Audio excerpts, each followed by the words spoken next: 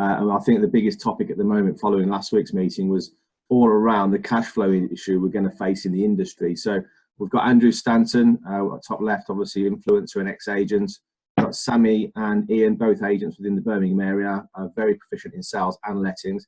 And Stuart Forsyth, who are a large law firm in London with up to 120 staff. So first off, obviously we're in lockdown. Every agent is in exactly the same situation. What can people be doing at the moment to generate some form of income? Sammy, I think you're probably in a good position because you've been generating income currently, haven't you? Yeah, so I think the best way to generate income, the first one is to look at what the government are going to give you, get on that, do it really quickly, make sure your accountant's on board with it so they know what to do, and then submit it to the government. I've been quite lucky. I've got the grant and I've also got the furlough money for the staff. It's coming in on Monday. I've seen it in the bank already, which is good. Second one is you need to adapt your business to like this virtual viewings method. And it's been working really well for us. We record a pre-recorded video and then we obviously get leads coming through our, through Zoopla and on the market and our website. We play the video to the people when they request to view it, and then we attach it to a Zoom call at the same time now. So we do like a share screen with the video and the Zoom call, and we talk about the property, and we've done 4 that way this week. So that's given us cash. Like, you know, our overheads aren't humongous, but if you're generating 2.5, 3 grand in cash in a week, you know, that's a decent amount to keep the business afloat. Obviously different levels for different companies, but for me the virtual viewings is really working well. And majority of key workers, not everyone wants to move house, the key workers are the guys that were moving in and out, so it's working well. That's our cash flow. That's one of our short-term answers, basically virtual viewings. Ian, I know that you've obviously been doing virtual inspections as well. How are you finding it? Pretty good, yeah. So we've our sales and our lettings side, we've looked at the people who need to move rather than who'd like to move, and there's plenty of people out there who are still suggesting they'd like to move, but we've been focusing on those who need to move. So Sammy just mentioned key workers, so we've managed to move several people into properties that were available and empty, and we've managed to do that over the last 2.5, 3 weeks very successfully, and we've got several more to move in. But equally from our sales side, we've actually managed to sell and complete on all of those properties that were empty and available where people can move themselves. So we focus very much on that. We've spoken to a couple of vendors who are really, really keen to move and are in a lucky position that they weren't buying onwards. So we've even managed to move 2 properties into our auction process, and one of those is already sold. So I guess from a cash flow perspective, we've identified those needs, and that's helped us. Wow. I've got a question. You know, with the auction property, did you get paid quite quickly on that one then as well? Yeah, so ours is 14 days after the fee has been paid, but to the auction company we get our money. That's good. So that's cash flow, isn't it? Really, it's more cash injection. But as you said, Sam, in terms of getting the grant money, that's quite a key thing for every agent as well. Yeah. Stuart, so obviously there's a lot of people out there with sales in the pipeline. Obviously solicitors get the worst name in response of slowing things up, which is obviously why we've got you on the call, to give a true reflection of what actually goes on. What position are you in? Can people contact you if they're looking to get sales underway? Can we get stuff through? From a personal point of view, I know searches can still be done, so we've got no problems in regards to ordering searches and getting that underway, so obviously that's a huge part. What are you seeing? Yeah, I mean, we're still completing on plenty of transactions. As long as we follow the government guidelines, there's still work that can be done. So as like any business, when times are tough through one main income stream, it's always wise to diversify as well. So we've been concentrating quite a lot on our wills and probate department. There's plenty of business there, which is good, and that will supplement some of the conveyancing business that we've lost. But with regards to the conveyancing, there's an awful lot of clients that we have that have simply put matters on hold.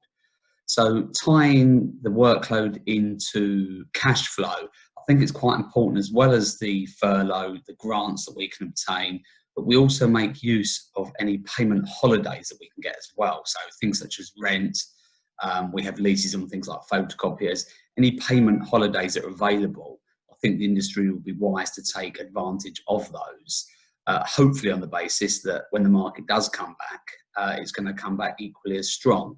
Like I say, it's a bit like a damn wall at the minute. We've got plenty of clients that are still progressing their transactions. Ultimately, they might not exchange. Ultimately, they might not complete during this lockdown period. But hopefully, we're sort of weeks away from maybe being able to move them forward a bit further.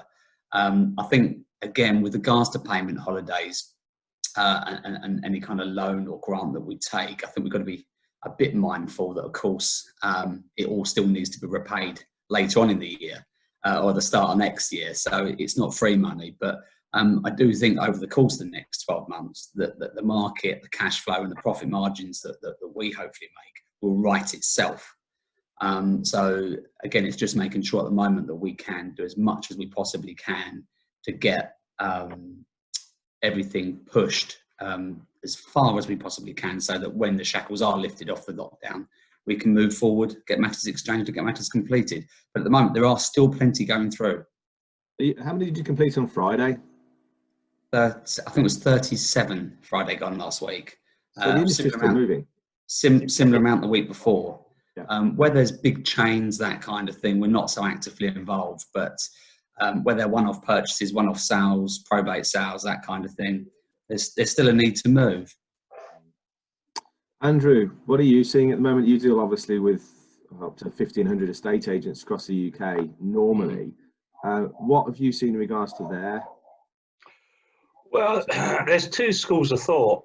One is we're closed and come and see us when the market comes back, which to me sounds a bit crazy. And then there's the other school of thought, we're open for business. I mean, about 90% of agents do lettings as well, so that is income, obviously.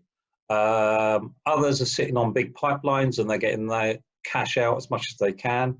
Obviously, completions are a problem, physically getting dates that everyone can work to. But it does surprise me. A lot of people are adapting and saying, okay, we're still here. We're looking to take instructions on. They're doing virtual market appraisals and all the rest of it. But in terms of what people can do, because obviously their cash is being eaten, I think it's the point that Stuart made. Any holidays you can get with anything is great. But I think the big thing that's coming through is, and I know I am this prop tech, oh, everyone should have it. But I think now everyone is saying, okay, I do understand technology can actually help the business, can do things. We don't need to be always in people's houses doing all these tasks. I was talking to a company yesterday, inventory based, very, very good company. And they do loads of automated processes for people in the lettings sector. And I'm thinking, yeah, you know, you don't need to have people doing this. Let the computer do this sort of stuff. It costs money. I mean, someone said to me, you can run an agency with people or with computers. And if you run it with computers, it costs the same, doesn't it? And I said, yeah, it does. Tech isn't inexpensive. But once you've got it set up, you'll make a lot more money. So I think the agents who have gone into hibernation, I think that, you know, that's an extremely dangerous thing to do. I think you've got to keep moving on. You've got to keep adapting. And the key thing I think that Sammy said was get some revenue in. How can you generate some revenue? That's what you should be thinking every single week, every day. Because lockdown, in a real sense, I think is going to be a long time for agents. Because the psyche of buyers is, am I going to go out viewing? Maybe I'll leave it till next year. And that's your problem. It's not about being open. Sorry. I think also as well, don't forget there are people out there that at the moment in this current climate are still making money. And there are people that still need to move. These people are looking to transact, and therefore, if you're silent, if you're effectively shut, you're not going to get that business. Now's a great opportunity to, you know, invest in time on social media, make sure that you're a voice that's to be heard, because, you know, you might actually gain a bigger market share, you know, when people all around you are not engaging on social media that are closed. You know, you must be able to say what business there is, because there still is business out there. I mean, Yeah, another thing, touching on cash flow and revenue, we've been looking into the whole portfolio, what we manage right now, and realising there's about 50 properties that need renewals. So we're talking to the landlords and the tenants to renewing the ones that want to renew, and not really pushing for a rent increase, but we're charging a renewal fee to the landlord, so another income stream coming in. And while we've got this time, we're also looking at more automation and more marketing and how computers can help. And we're looking at not fixed flow, but some sort of fixed flow model where we can have our maintenance more automated, where tenants can type in all the stuff and get answers quicker than calling and then emailing and calling and emailing. It's a bit mundane, that task is, and you can do that with a computer. So after this call, I've actually got a call with another person who's going to be looking into that sort of platform with us. So we're just always looking to adapt, because this is giving us the time to do it right now.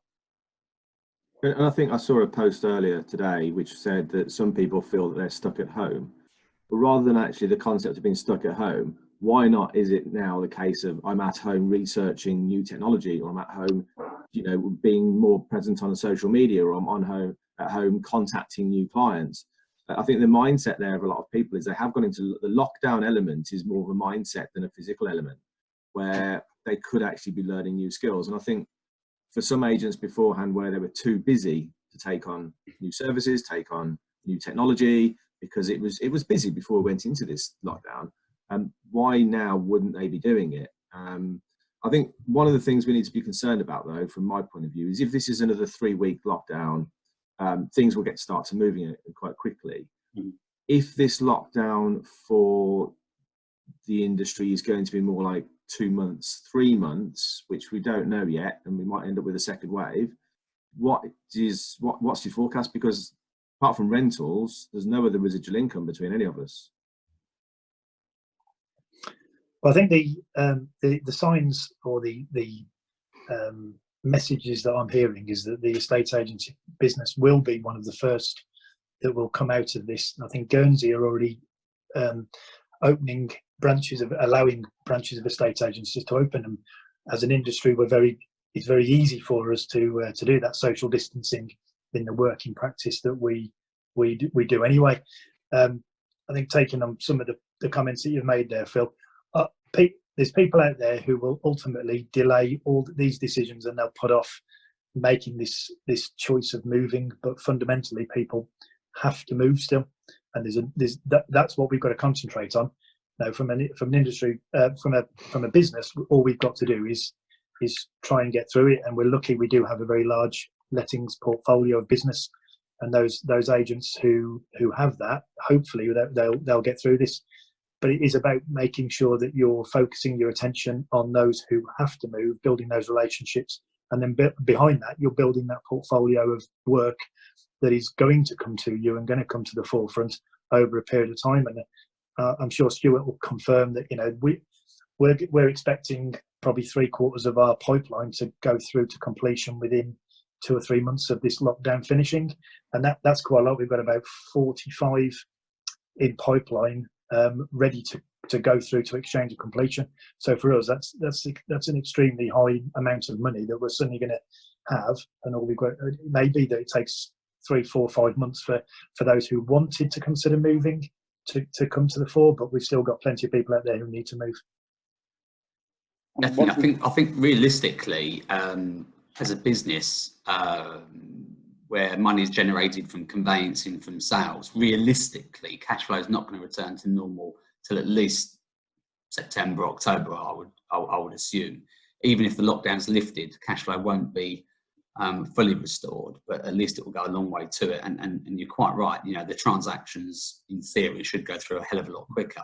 Another good point as well is there's never been a better time to look into your admin, look into what your bank charges are, your stationery suppliers, any supplier that you pay a fee to. Look at the costs, shop around, explore what other providers there are on the market. Take it as an opportunity to do that investigation, to get all your admin jobs done, so that when we are in a position to move forward, you can solely concentrate on income generating tasks, not any old stuff that's been lingering around for ages. Yeah, so I mean, For me, like, we're not a huge agency, but we try and do things properly all the time. I would say the best way now is for long-term planning. I think it's going to be short-term, but for long-term planning, you need to be talking to your landlords, your leasing companies for your cars, your banks, your loans, everything. Talk to them all, get your holidays in, find out what your outgoings are compared to your incomings, and just try and get a gap between that. Because if your outgoings are more than your incomings, you're not going to last very long at all. And I don't think many agents out there, probably speaking for myself as well, sit on huge cash piles. Like, the industry margins are like, what, 20% at best. Everyone is just literally penny pinching all the time.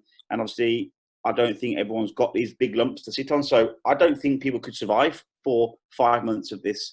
I think some people could survive 2, maybe more, maybe 1 more, but 4 or 5 is going to be devastation for the industry, in my opinion, because, how long can the furlough scheme carry on for? How long will your landlord be willing to not accept rent for?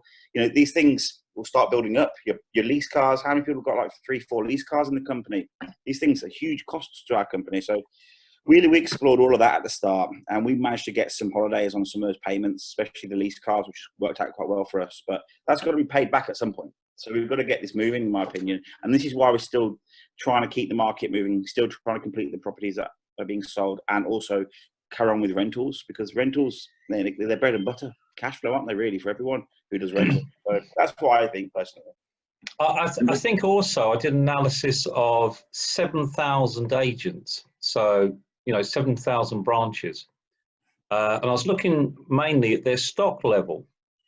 And what's really interesting is, of course, unfortunately, COVID-19 hit just at the seasonal point of every year when all agents are very low on stock. So residential, their low point where they're about to take their huge amount of stock that they do from late March through to early June. And obviously, lettings is a little bit different. But if the clock starts again, and it doesn't start until September, I'm kind of thinking it's going to be September for many reasons. I think agents will be open before then, but they're probably going to take 6 weeks to get their stock levels up. I mean, typically agents maybe have got, say, 30 properties and they need 45. When they've got 45, they're doing a good volume, which covers costs, and they're making profit. So it'll take them perhaps 6 weeks to get up to that level. That pushes everything out. And of course, the big problem is then another 5 months before that money comes out from a listing to completion. And I think if anything's going to come out of this, maybe all the agents are realizing we do an awful lot of money for free, and maybe we should be charging upfront. And I've got opinions about online agents, but what I do think they got right is they do actually charge money if they sell or they don't sell. They say, okay, we're going to list your property, we're going to try and sell it, but if we don't, you're still going to pay us at least £1,000, some of them. And I think agents should be saying, well, actually, if we're going to list, we're going to take it on, we're going to do photography, we're actually going to try and flog the thing, shouldn't we be paid at least £500 up front? Because the problem with COVID is we might be visiting it again next year. We might have 2 months of next year where we've got no income coming in. So people should be looking at cash flow. And I think, if you list 300 properties a year and you only sell 150 of them, or get 150 sold subject to contract, and then another 30% of them, those go off, all those that you've marketed, maybe you should be charging people up front. Because if all agents did it, it'd become an accepted part of it. And this no sale, no fee. It's like conveyancing. I've been talking to loads of conveyancers. You charge far too little. It's a lost leader, isn't it? You don't make profit out of conveyancing. In real terms, it's a lost leader, and people go, oh. And I think if you doubled the price, well, obviously everybody would need to double the price. But if something's free, perception is, oh, it doesn't cost much, but it costs so much, doesn't it? We've got to stick together as agents, though. You know what I mean? I'm voting Andrew for the housing minister. Sorry? I'm voting you for that new housing minister. There'll be a vacancy in about the next 2 months anyway. Always. And that is a huge problem. Joking aside, I do a lot of work talking to people on committees, and they say, come on. And I go, I don't want to go on any committee. The second you go on a committee what you actually say and believe just becomes traduced and changed. And I'd rather be a lone mad voice out there telling the truth than sitting on a committee and going, oh yeah, this is a great idea. It's not. The problem with the real estate scene is we have people who are meant to be helping. We have these trade organisations, and we have these people, you know, the old grey stale brigade, and they should know better. They should get on the front line and go, oh, the industry's changed, everything's very, very different. Oh yeah, we should be looking after our members, and they don't. And government comes out with very bad policy, ill thought out, and then agents just have to eat it, which is why a lot of agents are, I think a lot of agents will exit the market, especially now. I think after 3 years of Brexit, now a lot of people are going, do you know what? It's going to take me 2 years to get back to where I was. Do I need this abuse? And people, it's a fun element. I think I used to love being an agent, and I couldn't conceive of being an agent now, because I don't think I'd be going in and having much of a smile for some time, because there's just so much. Well, you are smiling, because that's why salespeople, not so much lettings. Lettings, I think, is a different industry. They're more intelligent. They're more process driven, whereas agents are just on the hoof salespeople, extroverts, and they're hating it at the moment. They're going, "Oh my God, this is just awful," and I don't know what else they will do. But lots of people I know are thinking about doing other things. No, I think we'll see a lot of acquisitions, and we'll see a lot of mergers coming out of this. I think that's going to happen. One, because of cash flow. One, just due to the fact of the share in the market. I predicted 2 years ago we'd lose 20% of the agents. I was told a stat the other day we've now gone from 21,000 down to 17,500. So I'm not far off with my estimation. And I know, Andrew, we were talking the other day, and we predicted there'd be another 20% lost in the next 6 to 12 months at least, just based on the fact they won't recover from this whatsoever. I think that'll be a good stand in the market then. I think 15,000 agents, 14,000 agents is probably about right for the number of properties we're selling. I think we've gone from 1.8 to 1.1 number of sales in the last several years. So the influx of agents with the obviously less properties being sold has been key, hence the reason why they're not making as much money as they used to. But from that, I think there's also got to be the biggest question in the room is, why is it still taking 5 months to get paid? And why is it taking so long to get from, you know, listing to completion, or even from my instance in my business, from offer to completion? Now, a lot of that, and this is going to come so true over the next few months, is how quickly can we get this through? How quickly can we get people to get paid at the end of the process? If we had a 10-week process, if we had an 8-week process, then surely people would survive this. But at the moment, we're running at 19 and 20 weeks now, which is even worse. So, Stuart, what can people be doing? That's where technology is absolutely got to be at the forefront of this revolution. And again, we've all said it before, haven't we? We're all using technology to improve our processes, and it will be interesting to see what technology comes to the fore to improve this this transaction time line that you've mentioned there, Phil. And I think that's what we're all keen to benefit from, because of the length of time that it takes and the risks that then come to the fore again when throughout a 12-week or a 16 or an 18-week process, which realistically should only be taking 5 or 6 at best. Yeah, I mean, on that, and I'm sure it comes as no surprise, there's a company called Your Keys. They're focusing at the moment on new homes, but they're getting transactions through in 168 hours, in 7 days. And the big thing about that, obviously they're using technology, but they're front loading the proposition, which I think everybody knows. We used to have HIPs back in the day. There was different thoughts about that, but the concept of having all the information available at the front, having a single truth, basically, people's ID around the residential, you know, the property itself, who's selling it, ownership, lots of key things. So Your Keys Ricardo Dawson, he's 27 years of age. He thought, oh, why does it take so long for conveyancing to get itself sorted? And they've coded away. They've looked at 216 processes between reservation of a new home and exchange, and basically put that process on roller skates. Now, the big problem is, of course, conveyancing at the moment is paper.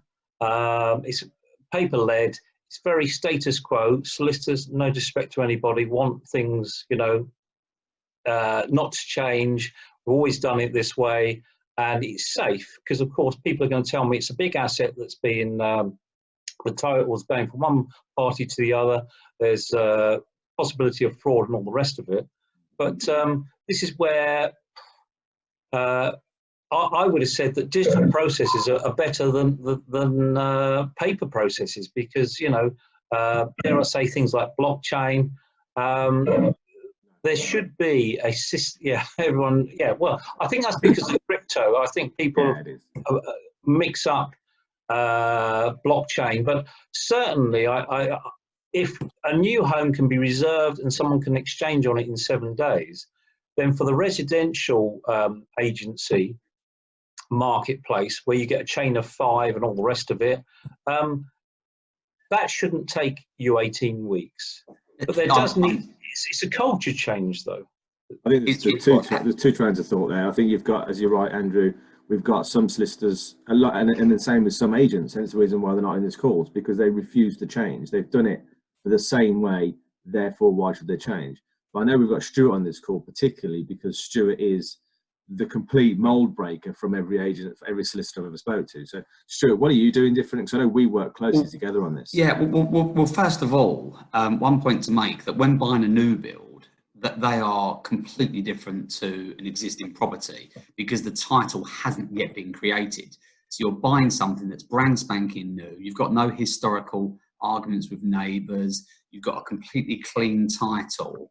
And one thing you get with a new build property is that the builder's lawyer will prepare a pack on the whole of the estate. Now that pack will have all the planning documents, tree preservation orders, whatever you may want. So it's been better prepared, shall we say. And that's what enables you to exchange quickly within 14 days, within 21 days, within 28 days, which all developers will insist on. So new build is a hell of a lot easier. So if we take that, the ethos behind home information packs, behind new build reservations, and bring that into the existing resident market, and for me it's quite simple. Property logbooks, which is a variance of a home information pack, has got to be a fantastic way forward. If we can pre-qualify what goes in the property logbook, if we can have agreement within the legal industry, then I can't see any disadvantage whatsoever. Why on earth would we not want to have a logbook in the same way you might have something similar to a car, where, you know, if you put up an extension, you know, you chuck your planning permission into the logbook. I just can't see any disadvantage to it whatsoever, and I can only see it massively increasing the amount of time it takes to exchange and complete. But one of the problems we have is it doesn't matter how quick you are, how much tech you've got. If you're in a chain and you've got the old school lawyer that doesn't have any of that, you are only as fast as the slowest person in the chain. That is one of the problems. So it is a big change that the profession needs, and it's not 50%, not 75%.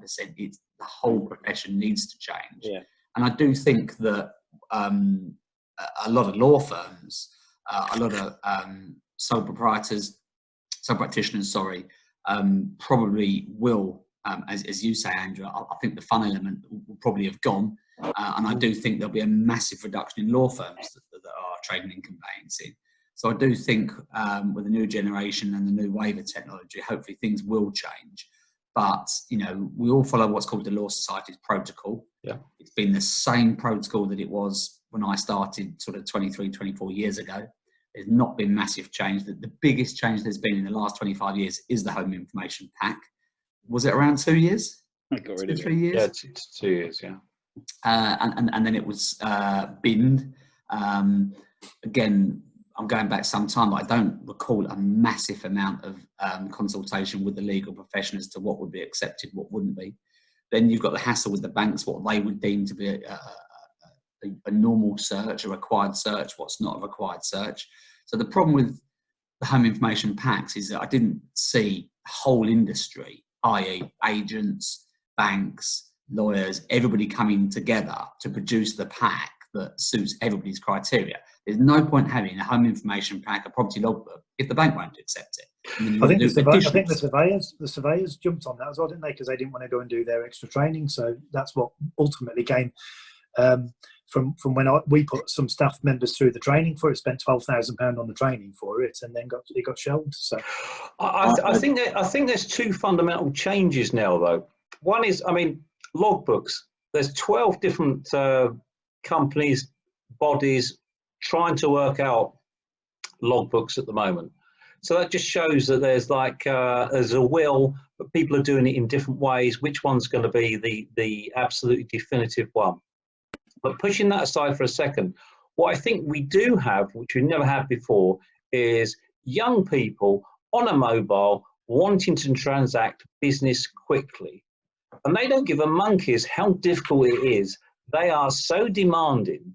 They will be the factor that pushes conveyancing and the property and real estate forward in the UK and the rest of the world. And a great point about this was, I was at the National Association of Estate Agents. It was a big conference.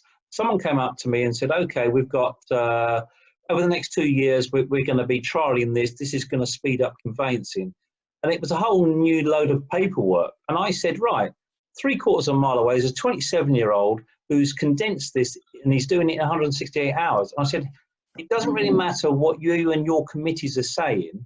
Young people are getting solutions. They're sitting down with whiteboards and they're going, right, how do we get from A to B? And then they're coding that, and then they're sorting that, and then they're presenting that.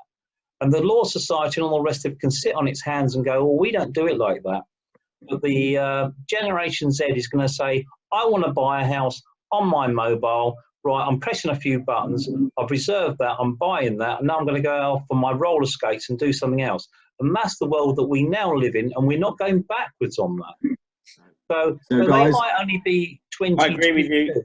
In 10 years, they're going to be the major buyers and sellers. And they're not going to put up with this rubbish. It's abuse. They're not going to go the way that their parents did and say, oh, I'll wait in line for that new home.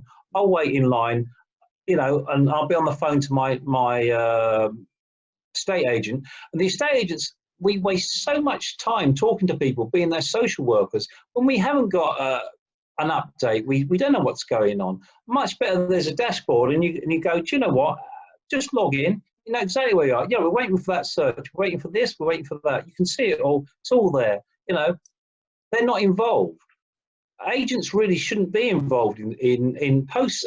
I always used to think, I introduce you a buyer, that's it. But in reality, to get my cash, I used to spend 80% of my time making sure the sale went through. And I think, well, you know, is that my job? I'm not sure it is, but it's a necessity. It was a necessity to keep the company alive. Brilliant. So, guys, I'm going to put a wrap there. I think I know this could go on for days. We all know it can. What I'm going to do is put a wrap there. But I think next week we do need to flesh out this time to completion issue. We need to flesh out what people are doing in the industry. Next week, 10 o'clock, I think we'll start to talk around how quickly can we condense this, because there are more factors than what we've just talked about, specifically around your keys. There is more specific challenges than what they're trying to face with a new build environment, which is a clean slate, all the way through to a very unorganized Primark jumble sale, which is the normal residential industry that we all deal with. So guys, thank you so much for your time. Enjoy your great day. I hope you've liked the video, and stay well. If anyone's got any questions, please get in contact with any of us on the forum and we'll happily help you out. Cheers. Take care. Cheers.